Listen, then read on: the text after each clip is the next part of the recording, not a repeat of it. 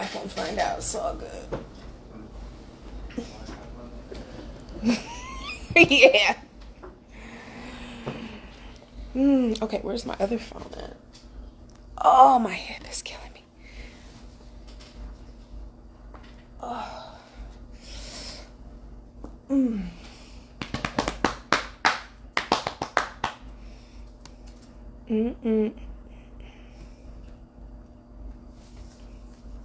Hey, girl, hey. I don't know where the heck I put my other iPhone, but that's okay. Cool. I am doing my little 15 every week. I'm trying to stay dedicated because Lord knows I am not interested in wasting my time or yours. And so I like to be timely, but I am going to give it just 1 minute. Hey! I seen you looking fine on your stories.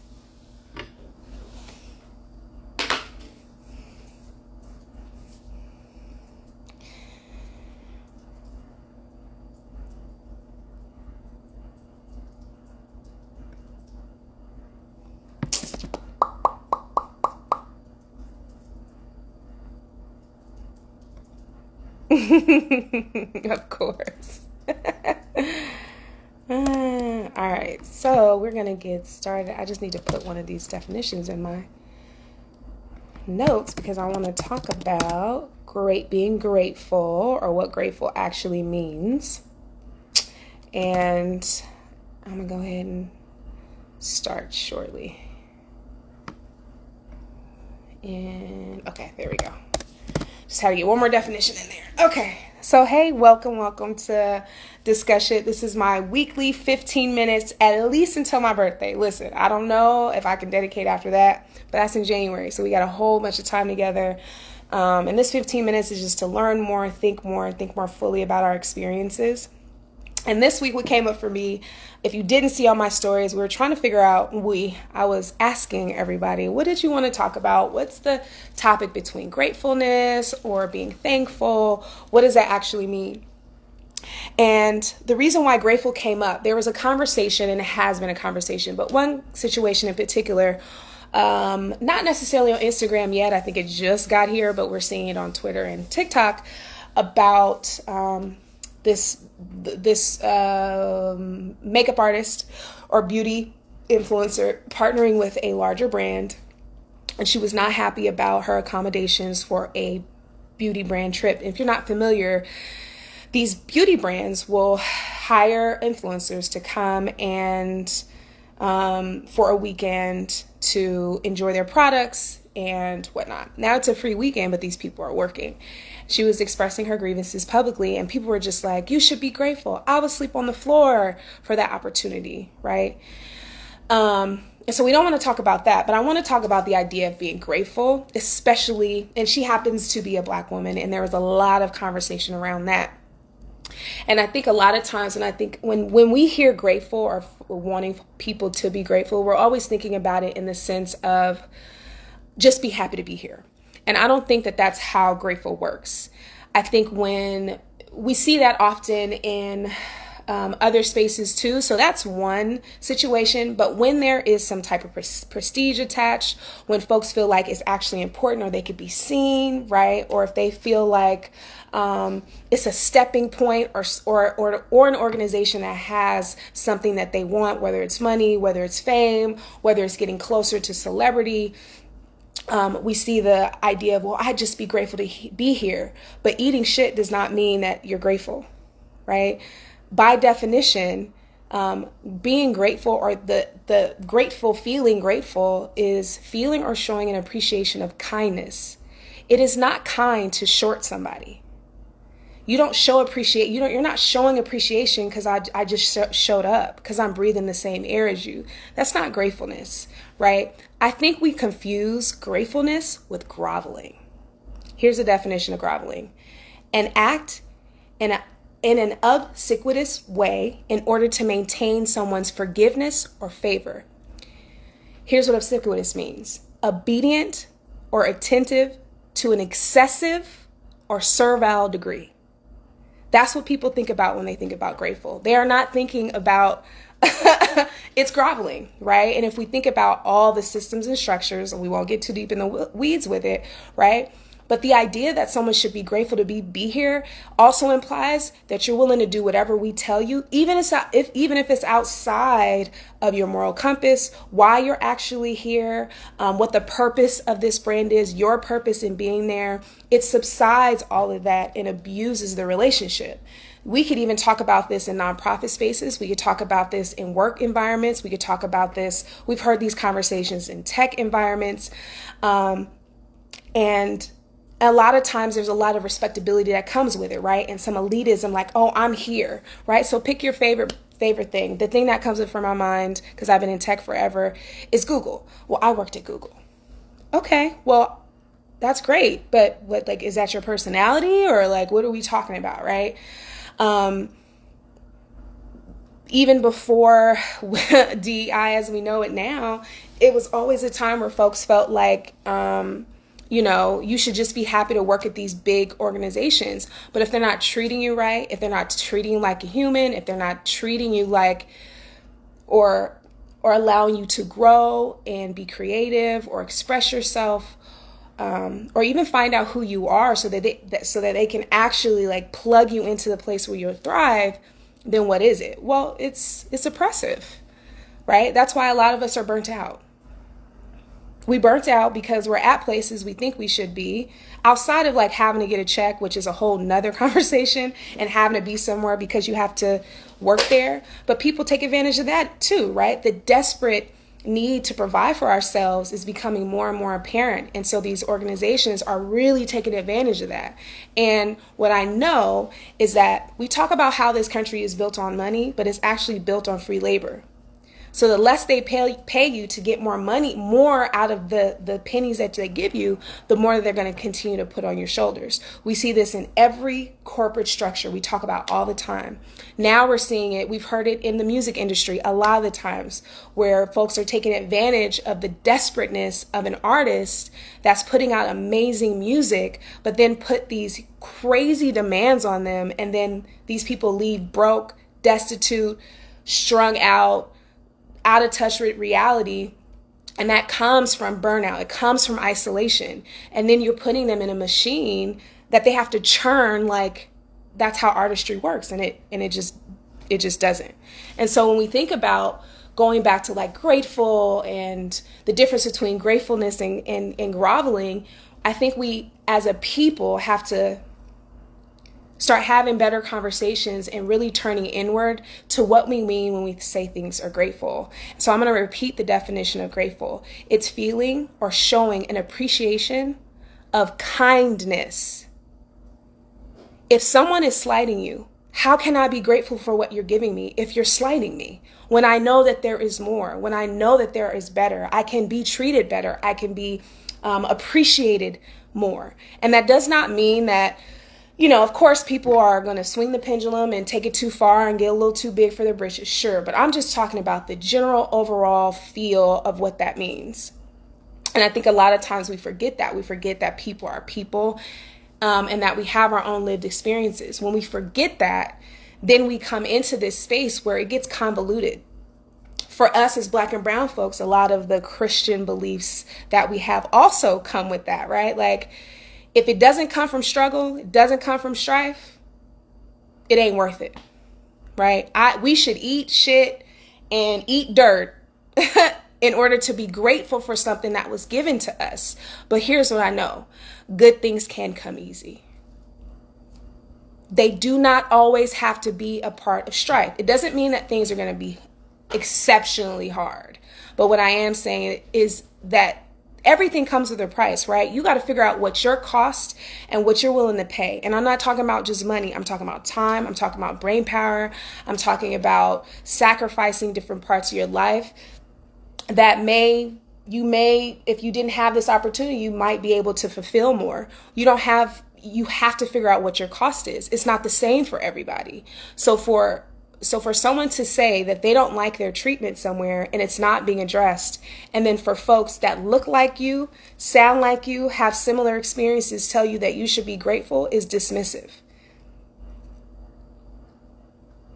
One thing that I am constantly seeing is a lot of us understand oppression more when we can oppress other people. When we can say shit like, you should just be grateful. Really, though? Like, I should take less than because you didn't have this opportunity? And the fact is, if you had this opportunity, if you could have this opportunity, you would, but you don't. So you're talking about something that has nothing to do with you. You're looking up, or you think you're looking up at somebody, when in actuality, this is another human being putting in work for the position that they're in. And it should be treated as such.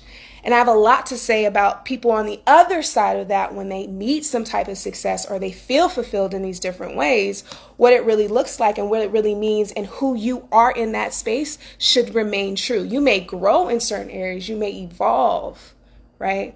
But the elitism that comes with this is often connected to the idea of like your proximity to our white counterparts. Let's just keep it a buck. Right? The idea of success, whenever we make something of our own, it's either taken, it's co-opted, it's stolen, sold back to us. And it's like, oh my God, we can talk about music, we can talk about hair, and we can talk about skin, and we can talk about art, right? We have so many examples. Whole communities have been destroyed because we're not allowed to thrive in our own right.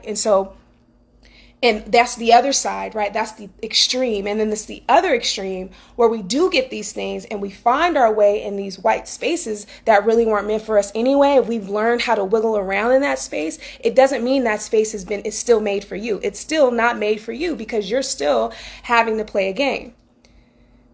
So for you to be grateful or anyone, or to require someone to grovel in that space is that would be just really straight with you, is absolutely terrible. It's a fucked up way to exist.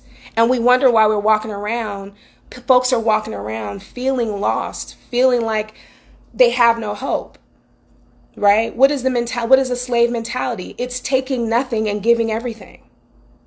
And that's what we're saying when we tell people to be grateful for things when they're being slighted. You can't be grateful for that.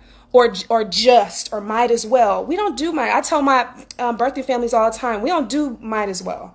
I don't care if somebody's nice to you. Nice also invalidates your goals, your human rights, your moral compass. Somebody can smile and tell you, no, we don't do that. Right? And it could be simply you asking, hey, I would just like water and crackers. And they could say, no, I don't do that. Hey, but I know that this other person has a full spread. Yeah, but how is that not being grateful for asking for the things that you need to, asking for the things that you need so that you can thrive in that space? That's the other part that we're not counting on. But when we talk about people producing and at the rate that folks are asking to produce, forget it, right? I would ask us to really explore that in us. Truly explore that. Being grateful is not the way that we talk about being grateful is not grateful. It's groveling. You're asking people to grovel for scraps, for things half-assed, not even thought of, and they still don't have an opportunity, still not guaranteed well treatment. We all watched, what was that show? Diddy's show. I can't remember. We all watched that. It was hella long ago. You remember that show? Making the Van. We all watched Making the Van. We saw exactly how Diddy treated them people. He worked them. He had them doing all kinds of shit to prove themselves when a lot of those folks were actually really great artists. Was there a better way to treat them? Or was there a better way to treat them? Yes. Were they being exploited in that space? Yes. And guess who it was by? Now, we all watched, and at the time it made sense. I'm looking in hindsight, but let's just be real. Like, we're putting people in spaces. We're putting people in spaces where we have to rely on someone else to give us true joy, happiness, success, whatever the hell that means, right? Instead of defining those things for ourselves and finding our people along the way. Because the same level of brain power it takes to sit and grovel at a place that you don't even have a guarantee that you'll even have success is the same energy that it takes for you to find your people, get close about, get real clear about what you want out of your life, how you want to present in the world, what you want to give to the world, or even yourself or your family. It doesn't have to be so big worldwide, but it does need to be something outside of your own existence, because that's the only way we're going to thrive. That's what our ancestors did. That's how we made it this far. This is why we're still here. This is why I'm able to talk right now. Not even my dad's generation. You're talking about a man that grew up in segregation. My dad is still alive and well. He's barely 60 years old. But we talk about those moments like they're so far from our existence. That same mentality of grovel in this space is the same mentality that a lot of folks had to deal with then. I'm not joking when I say my parents are activists. My parents experienced that shit in real time. And all that's happening is that, and we're at time, all that's happening at this moment is being repackaged. We think that entrepreneurship is the answer. Is it? Or is it finding community and branching out and doing the things, co-opting these other organizations doing the work? But a lot of times we let our egos get in the way. And so things like being grateful and groveling get convoluted. You can't use the tools of the oppressor to break down the oppressive tools. It doesn't work. It's hard to think outside the box, but I would really ask that you do. It's so important for our kids. We're already seeing a lot of this come through in legislation. Now, I won't get into that, but I will say, we're not paying attention to the right shit. We're paying attention to these little microcosms of information that mean absolutely nothing when it comes to protecting you, your family, your rights, your creativity. Just you walking down the street is a privilege in if we compared it to 60, 70 years ago. But now we're in a space where we should own these spaces. We should own walking down the street if we want to, own spaces like this because it's important. Grateful does not mean grovel. And I think we need to get clear about that. If someone is not delivering on your standard, then kindly decline and go elsewhere. The reason why these places do that type of shit is because we allow it. We've allowed prestige to build up in our minds about these places, specifically places that are notorious for disrespecting people. Yet we keep going back there. And then when someone has some success, we make it seem like it was magic. Meanwhile, people are working really hard to get to these spaces and 2 and 3 people come out on top. That's what we're dealing with. Right? It's the individualism of it all. But if my people aren't rising with me, it doesn't matter. It doesn't matter because we're all going to struggle still. Doesn't matter. Having a couple exceptional Negroes pass through is not change. It's not. Especially when we're going through organizations where nobody making decisions in the room look like us. How can I be grateful? I don't want you to just give me something and you want me to shuck and jive and tap dance. I cannot be grateful for that. And I will not grovel for nothing. I will not grovel for half-ass and half measures. I won't do it. So anyway, that's my time. Thank you for coming to Discusshit, 15 minutes every week on Thursday at 5 o'clock, and I'll see you guys next week.